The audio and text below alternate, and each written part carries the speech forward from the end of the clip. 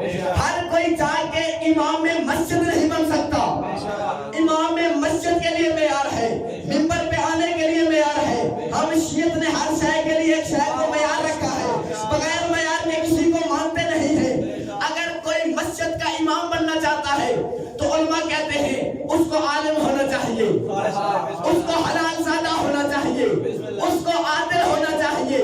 اگر ایک عام امام کے لیے یہ علامتیں ہیں کہ وہ حلال زادہ ہو تو امام بن سکتا ہے, وہ عالم ہو تو امام بن سکتا ہے, جب مسجد کے امام کے لیے یہ شرائط ہے تو رسول کے بعد جو امام بنے اس کے لیے اس سے بڑی شرائط ہونی چاہیے.